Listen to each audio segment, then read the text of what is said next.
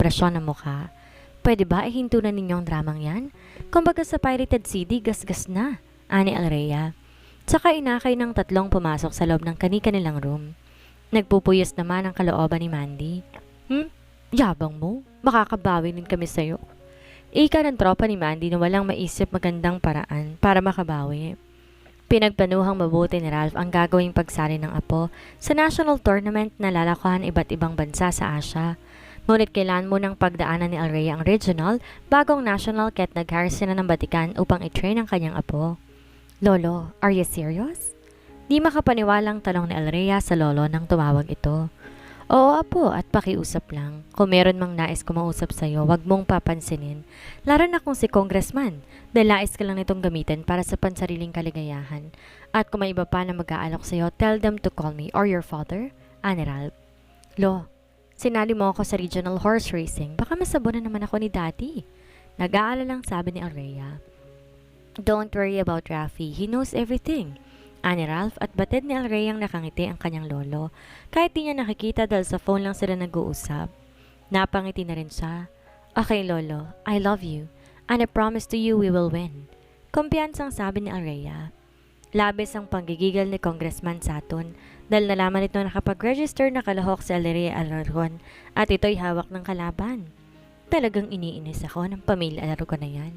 Tingnan lang natin at di makakapasok ng national ang kanilang prinsesa. Ani Congressman Saturn. Kinabahan si Willie sa bodyguard nito. Dahil kung tama ang kanyang kutob, di niya papayagang mangyari yon sa dalaga. Dahil na makausap niya to, alam niyang mabuting tao ito.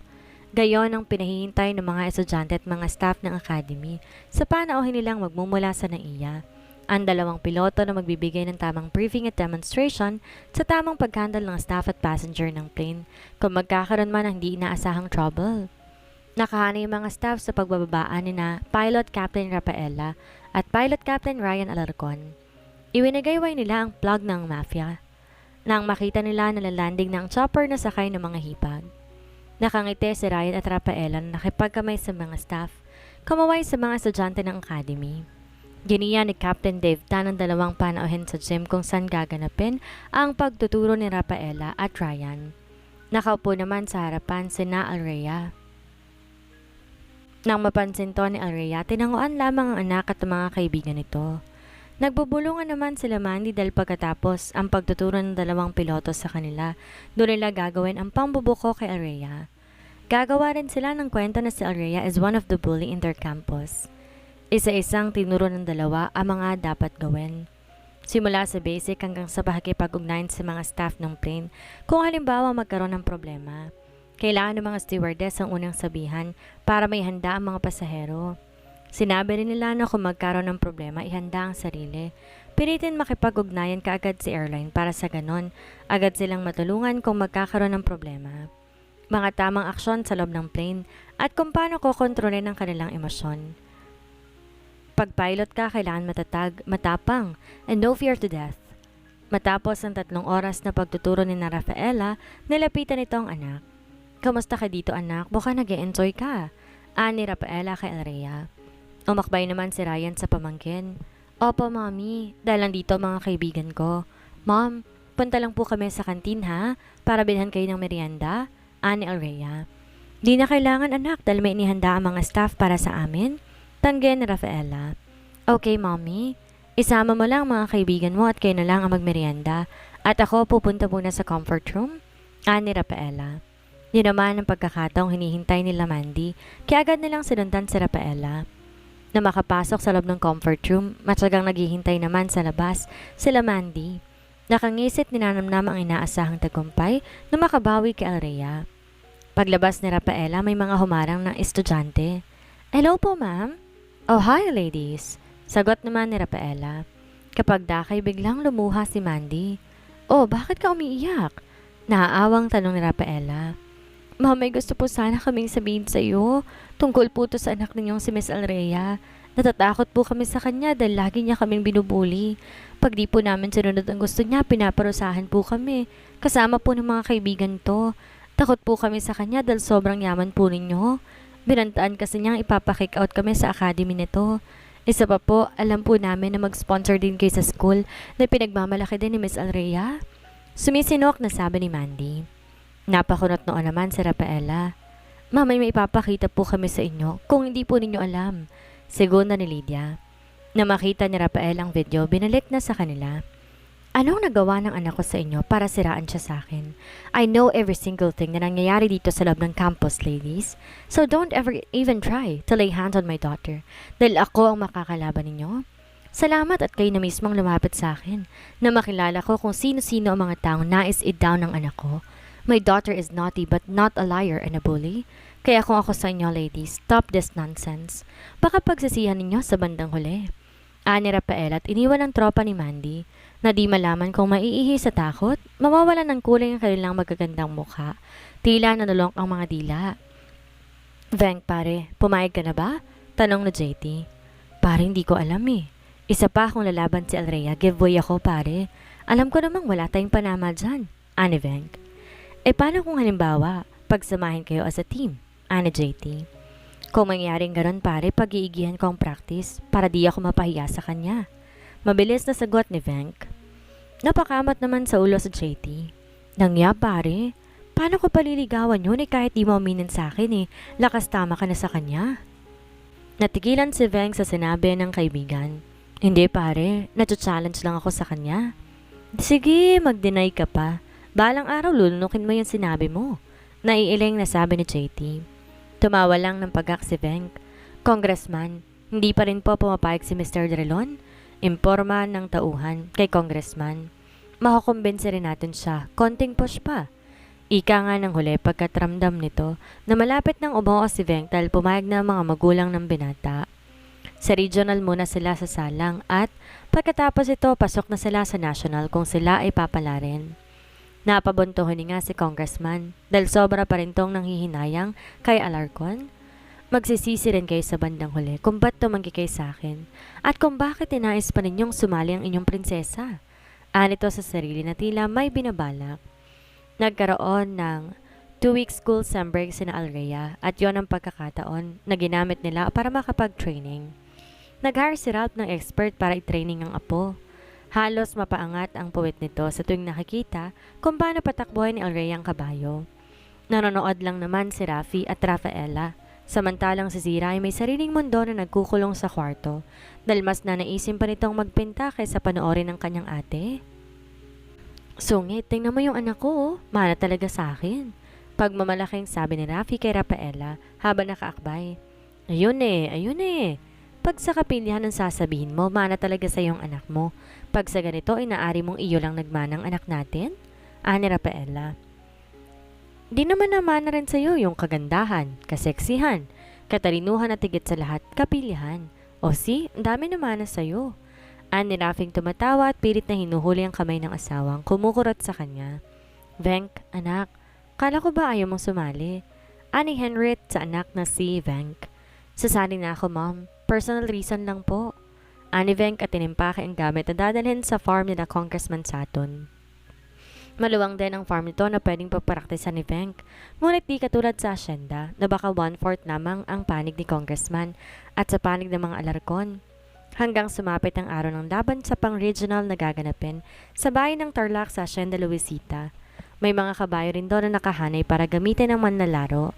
Ngunit mas ninais ni Alrea ang sakyan ang pa-Brazil. At this time, nagpresenta si Zira na manood para suporta ng kanyang kapatid kasama nito ang mga pinsan at mga kaibigan na Alrea na sina Joanna. Dahil nalaman nila Mandy na kasali si Veng, todo suporta din ang mga to. May sariling grupo naman si JT at talatadong ang ayaw na nitong makisalamuha sa grupo nila Mandy. Good luck pare, sana manalo kayo ni Alrea, ana JT at gumisi. Pare, suntok sa buwan na matalo ko siya. Pero susubukan ko pa rin para may bangon ko kahit papaanong aking ego, ani Veng. Then good luck, amigos. Ana JT at lumayo na kay Veng at nilapitan naman si Alrea. Good luck, Miss Alarcon.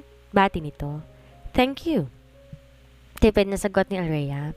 Katulad na naging labanan noon sa Pampanga, may mga bantay sa kanilang pwesto. Pinagkaiba lang wala na silang tatalunin para makarating sa finish line. Ang kailangan dito ngayon speed. At masasabing may ibubuga dito si Veng. Nakahinga na malawag si Veng na makitang walang mga harang at nakaramdam siya ng pag-asa. Kampante lang naman si Alrea. Nagbigay ng sign ng umaktong referee. Tinaas ang baril na hawak at once na iputok nito yon, ibig sabihin go. Nagbilang ang MC hanggang 3, sabay ng pagputok ng baril. Walang sinayang na oras si Venk at Alrea. Ngunit dahil bihasa si Alrea sa galing ng trainer nito, naungusan niya si Venk ngunit nang nasa kalagitnaan siya, biglang umikot ang kanyang paningin.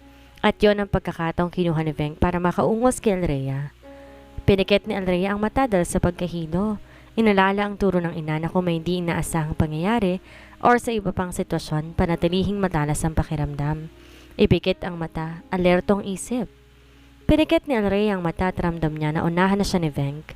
Nirelax muna niyang isip at sarili ng ilang segundo, pilit pinalalaban ang antok at pagkahilo. May nahagip siyang maliit na alambre sa tapakan ng kanyang paa na kakabekit sa kanyang kabayo. Habang tumatakbo ang kabayo niya, pilit itong dinidikit ang braso sa alambre na naging sanhi ng kanyang pagkasugat. Yon ang purpose ni Alrea na makaramdam siya ng hapde kesa antok na pilit umaatake sa kanya. Kinabahan naman si Rafi, Rafaela at Ralph sa nakikitang laro ng apo. Alam nila may hindi tama. Ayon sa malaking screen na pinagpapanooran. Napapanunok din ang isang lalaki sa di kalayuan na nanalangin na sana'y walang mangyaring masama sa dalaga. Napag-utusan lang siya at kailangan ng pera. Naramdaman na ni Alrea ang hapdi sa kanyang braso at pagdaloy ng dugo nito. Pinilig niyang ulot ibinalik ang poise. Pinatakbo na mabilis ang kanyang kabayo na halos nakatayo siya para lang maabutan ng nasa unahan niya. Napanganga si Congressman sa napapanood. Ba't biglang lalo pa nagkaroon ng energy ang dalaga? Kani-kanina lang marami nang nakauna sa kanya. Ngayon, nilampasan na naman nito ang mga nauna sa kanya at konti na lamang mapapantay niya na si Venk. Naghiyawan ng mga tao, lalo na't malapit ng finish line. Ginamit ni Alrea ang natitira pang lakas para maabutan si Venk. Naging kampante naman si Venk nang lumawang ang pagkakangiti dahil siyang nauuna. Ngunit gano'n na lang ang gulat ng konti na lang maaabutan na siya ni Alrea. Ilang hakbang na lang ng kabayo, finish line na. Hiyawan ng mga tao. May mga natuwa at may mga nadismaya dahil ang inaasahan nilang isa lang ang mananalo naging 2 dahil nagtay si Alrea at Venk. Sabay bumagsak ang mga paa ng kabayo nila sa finish line. Nagtaka naman ang pamilya de Relon sa naging reaksyon ni Congressman na tila galit ito pagkat napapamura pa. Congressman, hindi po ba kayo natutuwa at nanalo ang anak ko? Tanong ng ama ni Venk. Syempre natutuwa ako. Pero mas okay sana kung mag-isa lamang siyang panalo para nasa kanya lahat ng atensyon ng mga tao. Sagot ni Congressman na lihim na nagingit-ngit sa taong inutusan nito. Nalagyan ng gamot ang mineral water na ibibigay sa dalaga.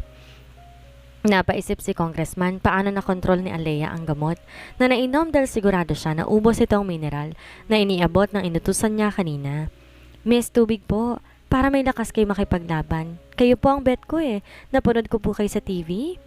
Wika ng lalaki, iniaalok ang mineral kay Alrea. Napangiti si Alrea dahil kanina pa siya nauuhaw, dangan lang nasa kotse nila ang kanilang tubig. Salamat po, Manong. Bubuksan ko na po para sa inyo, miss. Anito at binuksan ang mineral. Lingid sa kaalaman ni Alrea, bukas na ang mineral at nalagyan na ng kung anong gamot nang hihilahin siya na labis na antok na maaaring ikapahamak niya. Ayun, bukas na. Ito, inumin mo na. O Manong, nanginginig ka pa? Biro ni Alrea. Pasmado lang, miss. Sagot nito at pilit kinubli ang kaba. Salamat, Manong kanina pa ako nauuhaw Ani Alrea at tinungga ang tubig. Salamat po ulit, Manong Sumampa na si Alrea sa kabayo. Napangisi si Congressman na makita ubos ng maliit na lalagyan ng mineral water. Paano nangyaring hindi tumalab sa kanya? Ika ni Congressman sa sarili. Naagaw lang ang atensyon nito ng tuwang-tuwa. Lumapit si Venk sa kanila nang hindi niya namamalayan. Apo, ano nangyari sa iyo kanina? Tanong ni Ralph at niyakap ang apo. Nagsipaglapitan ng kanyang mga kamag-anak at mga kaibigan upang batiin siya. Pwede bang kami naman ang yumakap sa anak namin? Ani Rafi. Nagtawanan naman ang lahat. Maya-maya nagsalita si Rafaela. Anak, uulitin kong tanong ng lolo mo, what happened? Anong nangyari sa iyo kanina at bakit dumudugo ang braso mo? My God, Ate Ella, pakitingnan naman si Alrea. Nagaano lang sabi ni Rafaela. Si Mommy naman, sorry, muntik na ako matalo sa kapabayaan ko. Hindi ako nakatulog magdamag, sobrang excited Bigla ako inantok. Buti may nakita ko malit na alambre panggising ng gustong matulog na dugo ko. Ika ni Alrea na kumindat pa sa ina. Ikaw talagang bata ka? Sa sunod na laban mo matulog ka na maaga ha? Ikaw palang nakakakitaan kong lumalabang inaantok. Napapailing na sabi ni Rafaela, ngurit nakangiti. Nagtawa na naman ang lahat. Kung kanina nagduda si Algon dahil nanood din to ng laban, dahil inaalalay ng asawang buntis, ngayon nawala na, dahil sa nakitang sasiyahan sa mukha ni Alrea. Kaya't ang duda niya ay sinantabi niya na lamang. Mukha namang walang kakaiba kay Alrea. Ninunok naman ni Venk ang pride at lumapit kay Alrea at bumate. Congrats! Ang galing mo talaga, ang hirap mong talunin, ani Venk. Napataas naman ang kili ni Alrea, ngunit kapag daka, kinilimutan ng alita nila ni Venk. Congrats din sa'yo. You improve a lot. Bukal sa loob na sabi ni Alrea. Sa sinabi nga ni Alrea, labis-labis ang kaligayahan ni Venk at di may paliwanag kung bakit. Nanlilisik naman ang mga mata ni Congressman na nakatingin sa kanila. Kung ngayon nakakuha pa yung umiti, sa susunod hindi na. Nag-celebrate ang mga alarkon sa pagkapanalo ni Alrea. Lahat ng mga trabahante ng asyenda ay imbitado. Maraming bumati kay Alrea. At lalong humanga sa iniidolo ng mga anak ng mga trabahante na nakapanood sa kanya at sa tuwing nangangabayo siya at sa tuwing nakakasalamuhan niya ang mga magsasaka sa loob ng asyenda. Inaya ni Alrea sila Diana na maglibot-libot sa mga bahay-bahay habang nagkakasiyahan ng mga trabahante. Hinanap ng kanyang paningin si Eldan, ng kanyang pinsan ngunit di niya to makita. Napangiti siya at sigurado nandun na naman to sa kinagiginiwang bata kasama ng kanyang kambal na si Ellie. Guys, punta tayo sa kubo-kubo dun sa bukid, sa may patubig, ayan ni Alrea sa mga kaibigan. Sige! Dito nila napatunay na wala palang arte sa katawan si Alrea na kahit sasakyan ng yaman ng pamilya, nanatili pa rin nakatungtong sa lupa. Eldan! Ellie! Sigaw ni Alrea para maagaw ang atensyon ng mga to. Ang dadaya nyo, ba't wala kayo sa party? Kasi ate, puro matatanda yung mga nandun. Tsaka wala to mga bulilit na to eh. May mga bata man dun pero hindi namin close. Kumpara dito kina Lening at Buboy. Ani Eldan kay Alrea. Okay.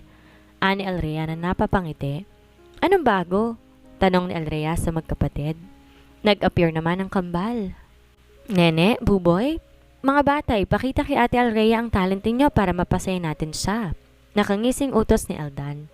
Sure na sure, kuya. Sige, ako magtatanong ha. Dapat alam niyong sagot at kapag tama, bawat tanong 20 pesos. Ani Ellie. Sige na ate, magtanong ka na. Tagal naman eh. Okay, unang tanong. Anong English ng damo? Ang unang makasagot may 20. Ako, alam ko yan. Paragrass.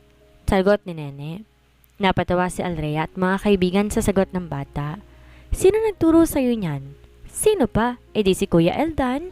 Bibong sagot ni Nene. Okay, pangalawang tanong. Anong English ng plato? Kadali, syempre. Babasagin. Sagot naman ni Buboy. Tawa ng tawa sina Alrea sa mga bata na mali-mali ang sagot. Syempre, ang sila rin, walang iba kundi ang dalawang kambal. Pangatlong tanong. Paramihan ang sagot ha? Ano ang English ng ngipin? Syempre, pustiso. Sabay-sabay na sagot ng mga bata na nasa bilang 6 kasama si Nene at Buboy. Di na mapigil na Alrea ang mapahagalpak. Nasa lahi na yata talaga nila ang pilya. Tama ba namang turuan ng kalokohan ng mga pinsan ng mga bata ng tamang English? Ito pa. Anong English ng pogi? Naman, tinatanong pa ba yan? Siyempre, Kuya Eldan. Ang maganda. Tumikhim naman si Ellie. Para di magkamali ang sagot ng mga bata. Siyempre kung may pogi may maganda. At si Ate Ellie yun. Sagot ni Nene na sinabayan pa ng bungis-ngis. Last na tanong. Sinong astig? Ani Eldan. Lahat ng direksyon ng mata ng bata nakatuon kay Alrea. Ang English ng astig ay Alrea. Sabay-sabay na sagot ng 6. Teka, paano ko naging astig, Aber? Lumalaking matang tanong na Alrea sa mga bata. Napakamot sa ulo mga tot bumaling kay Eldan at Ellie. Never mind. Next time gusto kong English ko sexy ha.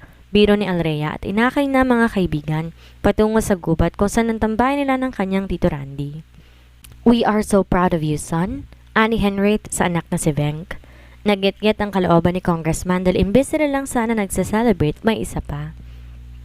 Pare, hanip, Akala ko hindi ka mananalo Pero nagulat ako sa bilis ni Alrea. Akalain mo nasa hulihan na nakahabol pa? Ani JT at kumikinang ang mga mata. Napanunok si Venk. Kakaiba ngayon ang kaibigan. Pare, may gusto ka ba kay Alarcon? Prangkang tanong ni Venk. Pare, bakit mo naman nasabi? Siyempre wala. Humahanga lang ako sa galing niya. Sagot ni JT pero ang totoo nahihirapan siyang labanan ang nararamdaman sa dalaga. Mabuti kung ganon pare. Alam mo naman kung ano napag-usapan natin dati pa. Ani Venk na hindi makatingin sa direksyon kay JT. Dahil baka mabasa nito ang kanta ng mga matang lihim na rin siyang umiibig kay Alrea. Natapos ang bakasyon, balik sa dati na naman ang routine ng buhay ni na Alrea at Venk. Miss Alarcon, pwede mo pa autograph? Tanong ng isang mag-aaral. Hala, di naman ako artista. Tumatawang sabi ni Alrea, maging mga kaibigan nakitawan na rin. Di lang naman artista ang pwede mag-autograph Sige no, idol kasi kita Pamimilit nito. Okay, ani Alrea at kinuha ang t-shirt na pinapaglagdaan dito. Kala mo naman, gano'n na siya kasikat. If I know, muntik nang matalo. Bulong ni Mandy na di nakaligtas sa pandinig ni JT. You know what, Mandy? Alam mo kung anong tawag sa kanya? Inggit at insecure. Mag-feeling sikat siya, okay lang. May karapatan naman siya. Kayo. Walang kadala-dala at di na kay sikat. Dito, kumupas na. Napalitan ng Alarcon, kumbaga kayo laos na. Kaya kung ako sa inyo, tigilan nyo na siya. Kundi ako makakalaban ninyo. Galit na sabi ni JT. Wow, may tagapagtanggol si Transferee. Uyam na sabi ni Mandy. Alam nyo, kahit di ko siya ipagtanggol, siguradong tiklop din naman kay sa kanya Pare, anong meron dito? Ani Venk na hindi nila namalaing dumating. Venk, ito kasing sa JT kung ano-ano pinagsasabi sa amin Pinagtatanggol yung transferee na yan? Ani Manding tumingin sa grupo ni Alrea. Hayaan nyo na lang kasi. At pati ba naman ikaw? Ani Mandy na tila naiiyak. Huwag mong sabihin tatalikuran mo na rin ang grupo. Baka mahawa ka na rin dyan sa JT na yan. Hindi sa ganon. Saka sino nagsabing tatalikuran ni JT ang grupo?